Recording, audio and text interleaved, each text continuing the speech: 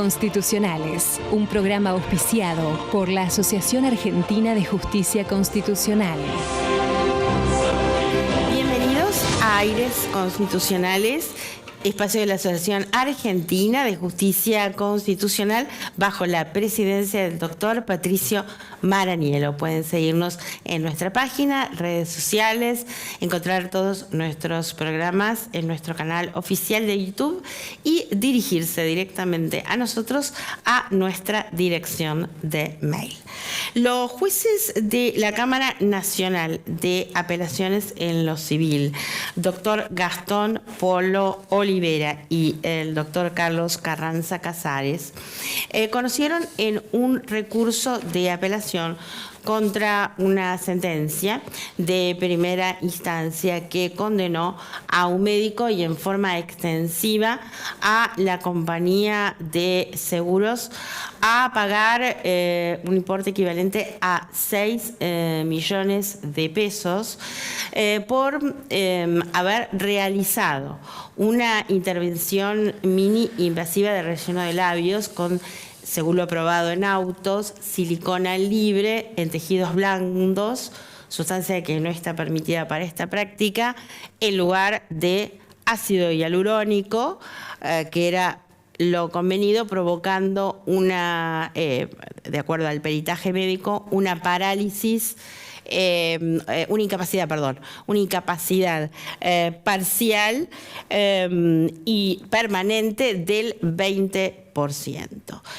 Además, se encontró probado en autos que no había un consentimiento informado por parte de la paciente y asimismo, de acuerdo a lo establecido por el Código Civil y Comercial de la Nación en cuanto a la reparación plena y los términos en que debe ser calculado el importe de la indemnización, de más normativa, doctrina y jurisprudencia aplicable al caso, fue que en esta segunda instancia se confirmó la sentencia en lo que fue materia de apelación con modificación de la tasa de interés fijada en primera instancia. Ahora vamos a una breve pausa y ya volvemos con más Aires Constitucionales. Aires Constitucionales, un programa auspiciado por la Asociación Argentina de Justicia Constitucional.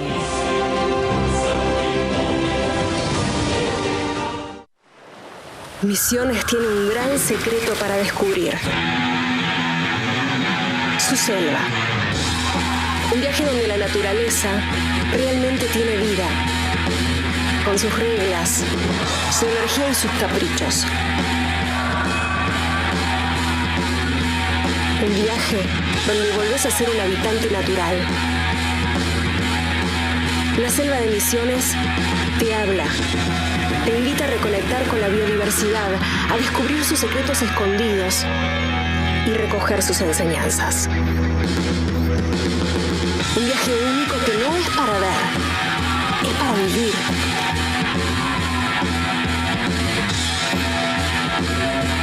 Vivir la naturaleza, pero en su estado más puro. Misiones. Naturaleza, nivel selva.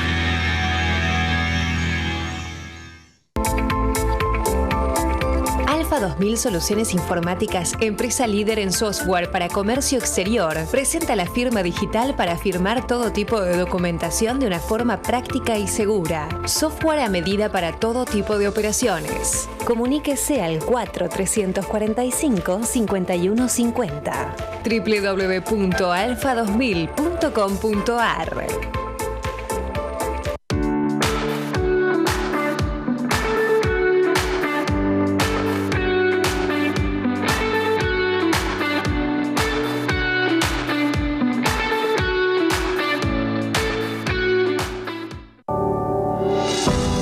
Jamás a nuestro querido pueblo le fuimos con mentiras. porque no crean que los hospitales se pagaron con fondos de otros. La plata de los hospitales se pagó con fondos de ustedes, de los compañeros. La ahorramos moneda por moneda, ladrillo por ladrillo lo ponemos. Y las universidades también la hicimos con fondos nuestros.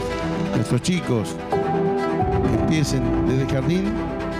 Y es obligatorio para nosotros, los peronistas, que terminan su estudio en la universidad, no se termina más en secundario, porque pueden ir caminando y es gratis. La hemos construido con las manos nuestras, con la fuerza de ustedes, queridos compañeros. Quiero ayudar a la provincia y quiero ayudar al país.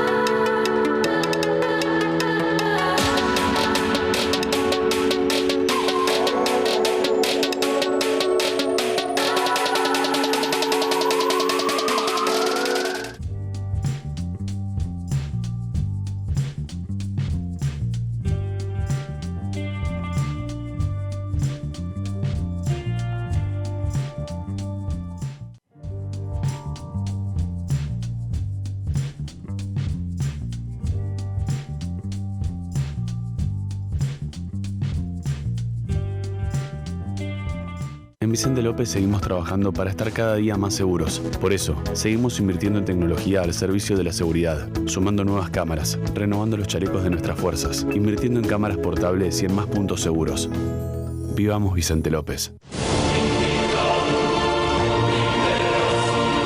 Bueno, muy bien. Y hoy en Aires Constitucionales hemos elegido tratar un tema que es hacia una nueva contratación pública y justamente para ello nos va a acompañar un especialista que es el doctor Marcos Serrano, abogado, magíster en Derecho Administrativo y postmagíster en Derecho Administrativo profundizado por la Universidad Austral, director de la especialización en contrataciones públicas de la Universidad Austral, vicepresidente del Centro de Investigación para la Contratación Administrativa y la Regulación Económica, autor del libro Contratación Pública Digital, que aquí lo tenemos y ya él va a hacer los comentarios sobre el tema, y el otro libro, un ebook de Desarrollo Global y Sostenibilidad en la Postpandemia, Derecho, Economía y Tecnología.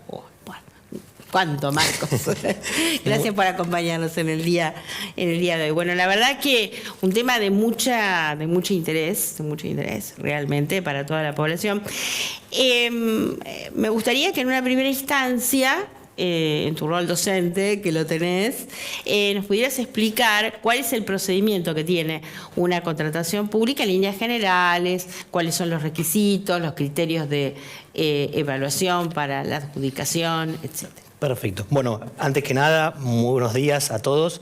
A ver, la contratación pública rige por, digamos, dos normas centrales, dos decretos, que es para la adquisición de bienes y servicios de todo el Estado. Obviamente tenemos que dividirlo en lo que es nacional, provincial y obviamente municipal. Pero, digamos, hay una estandarización en cuanto a la normativa de contratos públicos. Después podemos hablar también de lo que es obra pública e infraestructura, que ya, digamos, tiene otro tenor. La realidad es que la contratación pública está surfeando una transformación, una metamorfosis muy importante. Yo hago hincapié en lo que fueron los servicios públicos en los años 90, en donde hemos pasado, digamos, del expediente papel al expediente, digamos, digital, pero no solamente el expediente, sino que estamos hablando de blockchain, obviamente de inteligencia artificial, que sin ninguna duda afecta a todo el procedimiento administrativo contractual. La norma básica, digamos, en contratación se rige de principios generales como es el principio de igualdad, el principio de concurrencia, digamos, la libertad para contratar, obviamente utilizando la normativa establecida, la mayor participación y competitividad, digamos, de los interesados y oferentes. Esto obviamente conlleva a un régimen preestablecido. no es lo mismo cuando dos personas, digamos, dos particulares contratan, un claro ejemplo de un contrato de locación, a cuando una de las partes es el Estado. Ahí rige el principio de la licitación pública, que tanto el Estado, tanto la administración, como las partes, los interesados y el adjudicatario, tienen que someterse justamente a esas reglas. Ahí me quisiera detener un poquito y hacerte esta pregunta como especialista en el tema. ¿Cuáles son los intereses que vos ves que están en juego en una contratación pública? Bueno, desde el punto de vista del Estado y desde el punto de vista de los administrados. Bien, el principio general, el interés general, digamos, que es la causa fin del Estado, de toda administración, obviamente es el bien común. El Estado tiene que contratar garantizando o dando cumplimiento al bien común. Ahora, es difícil, digamos, definir qué es el bien común. Cuando uno dice, bueno, el Estado actúa y está garantizando el bien común. ¿Cuál sería el concepto? Obviamente es un concepto jurídico indeterminado, pero lo podemos relacionar sin dar una definición esencialista, que es dar a cada uno lo suyo. Entonces, el claro ejemplo es cuando el Estado o cuando la administración, cuando una jurisdicción contrata, adquiere un bien, un servicio, no solamente está satisfaciendo su necesidad, sino que también, digamos, en general, satisface el interés de la sociedad. Desde el punto de vista que si yo estoy contratando la locación de un inmueble para dar un mejor servicio, por ejemplo, de una oficina, de una jurisdicción, pero también desde el punto de vista económico, que es muy importante, porque cualquier contratación que sea mal adjudicada, no hablemos de corrupción, sino de un error, en donde obviamente puede que en vez de haberle adjudicado al oferente A, se lo adjudico el B, estoy malgastando el recurso financiero, el recurso presupuestario del Estado. Cuando lo gasto mal, obviamente va a haber necesidades insatisfechas por otro lado. Bien, volviendo al tema del procedimiento, que es tan importante, lo Sí. procedimental, ¿cómo se hace para prevenir? Es decir, el procedimiento de alguna forma está regulado con miras a evitar este tipo de situaciones, de errores involuntarios, de detectarlo en algún momento, de auditar, Sí. de controlar, me refiero, previo a que, bueno, ya sea un hecho consumado y no podamos volver para atrás las cosas, ¿no? Totalmente. Hay algo, digamos, que llama poderosamente la atención, que cuando hablamos muchas veces los procedimientos y de todas las herramientas, instrumentos que tenemos para garantizar la transparencia, inmediatamente pensamos en la corrupción. Entonces, cuando uno habla, sobre todo con la sociedad, ¿no? Habla más de la corrupción Sí. y no de las herramientas que existen, digamos, para brindar transparencia. Sí. Con lo cual debemos preguntarnos entonces si esas herramientas, digamos, son eficientes y eficaces Totalmente. para lograr y para detectar a tiempo, ¿no? Exacto. A ver, hay distintas etapas en el procedimiento. Tenemos, digamos, la etapa donde el cuerpo de abogados, digamos, que es permanente en cada organismo, hace un control de la legalidad de los actos, con lo cual está garantizando que los actos administrativos, que las resoluciones sean obviamente legales, sean conforme a derecho. Eso es un control interno. Después tenemos la SIGEN, digamos, donde sus unidades de auditorías internas también controlan en forma simultánea a la ejecución del procedimiento. Y posterior tenemos la Auditoría General de la Nación, que controla posteriormente a la ejecución del contrato, digamos, al haberse adjudicado, también sobre la legalidad y obviamente el procedimiento administrativo llevado a cabo. Ahora, ¿qué herramientas hay actualmente? Bueno, como decía al principio... Y una opinión personal quisiera pedirte sobre eso. Sí. ¿Cómo vos lo ves? Además de las herramientas, desde el punto de vista objetivo, tu opinión respecto a Mi ello. opinión, en base a la experiencia, es que nos olvidamos de controlar, de auditar la ejecución de los contratos. ¿Cómo es eso? Pareciera que una vez que se adjudica Ajá. el contrato, me olvido que hay un contrato, digamos, existente, vigente. Claro.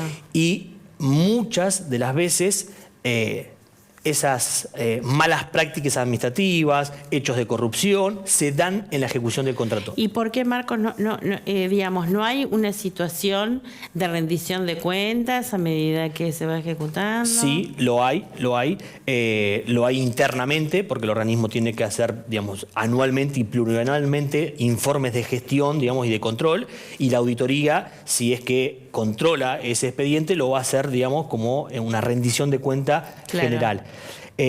Pero se da en los casos justamente de contratos de ejecuciones plurianuales, cuando son contratos largos, cuando son contratos de obra pública, de concesión, en donde obviamente por cuestiones exógenas al contrato se van modificando las condiciones, como por ejemplo redeterminación de precio, como mayores costos, como adicionales, y ahí es donde en la práctica se ve, digamos, la doctrina más especializada, en donde se dan estos hechos o de corrupción o de malas prácticas internacionales. Bien, volvamos un poquito para atrás, antes de la adjudicación. ¿Cuál es el criterio de evaluación para elegir tal o cual proveedor?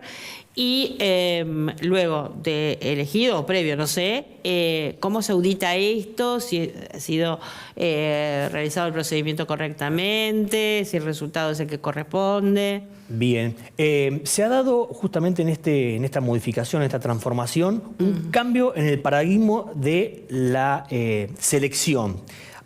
Hasta no hace mucho, la oferta más conveniente era la de menor precio. Digamos, está claro que todas las ofertas que compiten tienen que cumplir con el pliego de bases y condiciones y con las especificaciones técnicas. Siempre hablamos de una igualdad entre las ofertas. Ahora, en esa igualdad, digamos, el precio más conveniente era la de menor precio, la de menor costo, digamos, ofertado. Hoy en día, los pliegos y las especificaciones técnicas, justamente por estos estándares internacionales, se están redactando de manera que se incorpora al criterio de evaluación estándares o criterios de sustentabilidad, digamos, o sostenibilidad. ¿Qué es este criterio? Bueno, que se tienen en cuenta criterios sociales, criterios ambientales, criterios... Las ODS. Exactamente, las ODS del año 2030. Para poder cumplir con esa agenda, los contratos o los procedimientos contractuales están incorporando ese tipo de cláusulas que hacen, obviamente, vuelvo a repetir, no la satisfacción por ahí particular, que sería la compra de resmas para que ese organismo pueda funcionar, sino para no contaminar con la producción de esas resmas. Es decir, yo voy a contratar con una empresa que cumple con criterios ambientales. Bien. ¿Qué nivel de acceso a la información tiene el público en general y cómo evaluás vos ese nivel de acceso? La realidad es que con la implementación de las TIC, digamos, de la tecnología en los procedimientos administrativos, se da una mayor incorporación, un mayor diálogo entre el Estado y el particular. Con ello, obviamente, tiene interacción, digamos, con los organismos, tiene acceso a la información y, a su vez, control y participación. Hay una ley que justamente regula el acceso a la información pública. En la práctica se solicita, digamos, bastante información de los expedientes, las contrataciones. Mi sugerencia, mi opinión es que la realidad es que el organismo o el Estado en sí debería adelantarse, ¿no?, y publicarlo para que cualquier ciudadano, sin tener que pedirlo, pueda tener acceso, digamos, a qué contrata, con qué empresa, cuál es el plazo, los montos. Y si obviamente el particular, el ciudadano, quiere tener mayor profundidad en el tema, puede hacer, digamos, uso del acceso a la información. Bien, ¿cuál es el rol que tiene la academia y la investigación en este campo? Y ya vamos entrando al libro de tu autoría. Los libros. Mucho. La verdad que estamos en un momento en el cual, tanto en la normativa de bienes y servicios como en la de obra pública, es necesario, digamos, una modificación, una actualización de la normativa. Para poder lograr una modificación normativa en este país se necesita de consensos. El consenso de las empresas, el consenso del Estado, el consenso de lo académico. Todos ellos van a hacer exactamente que se logre una buena normativa con estándares internacionales y sobre todo modernos. Con lo cual es muy importante, digamos, que la academia se involucre en la participación, digamos, de la construcción normativa y también, digamos, dando sugerencias y recomendaciones en lo que hace a la gestión, digamos, del Estado. Fundamental. Bueno, ¿qué te motivó a la realización de este libro? Lo volvemos aquí a mostrar, no sé si se ve, ahí está. Ahí está, bueno, Marcos, ¿por qué este libro? ¿Para qué? Porque son dos cosas diferentes. Sí. ¿Por qué y para qué? ¿Y para qué? Bueno, ese libro surgió... Repetimos, ¿no? Contratación Pública Digital, director el doctor Marcos Serrano, Matías Postdeley y coordinadora, bueno, nuestra querida Natalia Tano, que le enviamos un abrazo desde aquí. Ese libro surgió en plena pandemia. En realidad, digamos, la idea. Hicimos dentro del marco de la diplomatura en contratos del Estado e infraestructura pública, que en ese momento dirigía, hicimos una masterclass que obviamente trataba sobre los instrumentos y herramientas tecnológicas, digitales, que los estados habían implementado en los procedimientos contractuales. Luego de haber hecho esa masterclass, realmente fue muy exitosa, mucha participación de oyentes de todos los países, no solamente de Argentina. Eso nos motivó justamente a hacer un libro incluyendo más países latinoamericanos. Bueno, y ese fue el resultado, digamos, son 12, 14 autores de distintos países en los cuales resumidamente explican cuáles han sido los instrumentos y las herramientas que implementó el Estado en el marco de las contrataciones públicas de cada país, con sus beneficios, con sus pros, con sus contras. Eso es el libro Contratación Pública Digital. Excelente. Bueno, y aquí hay un nuevo lanzamiento, es tu último libro, tu última obra, Desarrollo Global y Sostenibilidad en la Postpandemia. Derecho, Economía y Tecnología. Misma pregunta, ¿por qué y para qué? Bueno, eso fue el post-pandemia, digamos, sí, viendo que justamente esa crisis afectó a todos, digamos, sí, y lo que fue los procedimientos, lo que fue los contratos. Muchos contratos tuvieron que obviamente suspenderse, algunos tuvieron que rescindirse. Entonces, justamente pensamos en hacer un libro que contemple ideas, proyectos para una pospandemia, sobre todo para inyectar trabajo, digamos, generar empleo, darle fomento, digamos, a las MIPYMES que obviamente habían sido muy afectadas. Y bueno, se trata no solamente de derecho, sino, como el libro lo dice, de tecnología, de derecho y de economía. Muy interesante que hay cosas que obviamente se están haciendo en este momento. Sí, esta sensación de estar permanentemente aprendiendo todo el tiempo, ¿no? Porque todo cambia, no nos dé tiempo acostumbrarnos al aprendido que ya estamos aprendiendo. El derecho es muy, digamos, dinámico y los contratos... Y nos corre la realidad, totalmente, ¿no? Totalmente. Además, sos director de la especialización en contrataciones públicas de la Universidad Austral. Bueno, contanos un poquito. Bien, sí. El posgrado se inició este año, pero es el resultado de 12 años de experiencia en la diplomatura, fue un paso previo.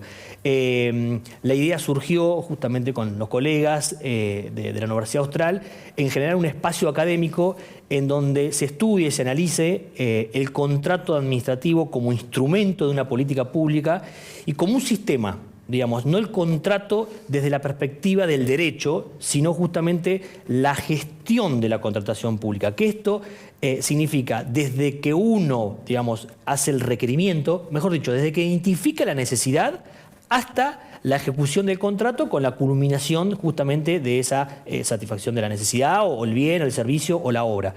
Es un sistema justamente interdisciplinario porque no solamente involucra a la rama del derecho, en la mayoría de los casos siempre hay ingenieros, arquitectos, economistas, licenciados en administración. Apuntamos a que se hable un mismo idioma porque justamente el contrato va a ser eficiente y eficaz si empieza y termina. Si no, obviamente no va a tener el resultado esperado. Y a su vez es integral porque comprende varios elementos dentro de ese sistema. No podemos hablar de la intervención de un área, como por ejemplo el área de obra, o el área de planificación, o el área de contabilidad, por separado. Todo tiene que estar mancomunadamente, digamos, alineado.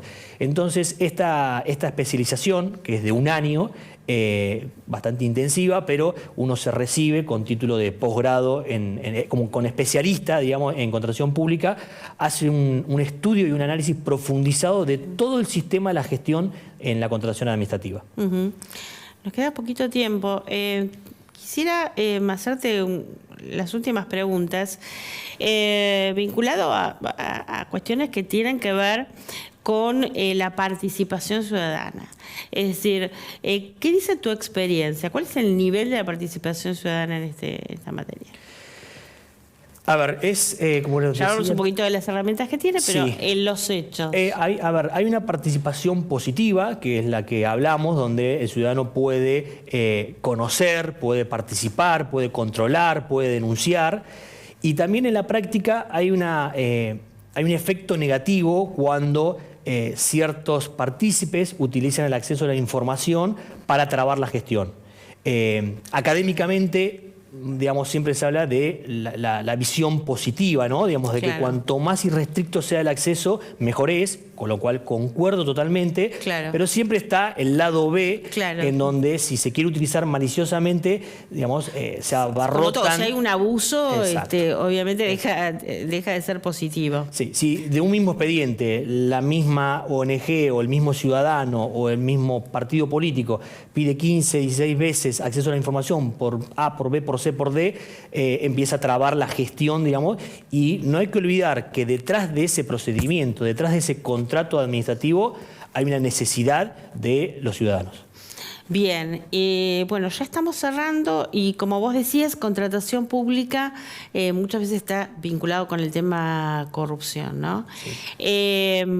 Bueno, ya estuvimos hablando sobre este tema. Si quisieras agregar algo más respecto a si estamos a la altura de la necesidad de medidas anticorrupción, si así lo podemos decir. Se ha avanzado mucho, digamos, el camino no finalizó, digamos, hay que seguir en esta línea. Hay varios organismos nacionales y provinciales que están trabajando, entre otras cosas, en una reforma normativa, y hemos escuchado el compliance, hemos escuchado, digamos, de buenas prácticas internacionales que se están implementando, con lo cual hay que seguir trabajando, pero yo creo que se está yendo en un buen camino. Bueno, muchísimas gracias, Marcos, por habernos acompañado. Contratación Pública Digital. Hoy nos ha acompañado su distinguido autor, el Desarrollo Global y Sostenibilidad de la Pandemia, Derecho, Economía y Tecnología, que lo pueden encontrar en Internet. Muchas gracias, Te Claudia. despedimos hasta la próxima visita. Muchísimas gracias por acompañarnos. Un honor para mí. Muchas gracias. Nosotros nos volvemos a encontrar en nuestro próximo programa, como siempre, aquí en Metro. No olviden seguirnos en nuestra página www.ajc.com.ar.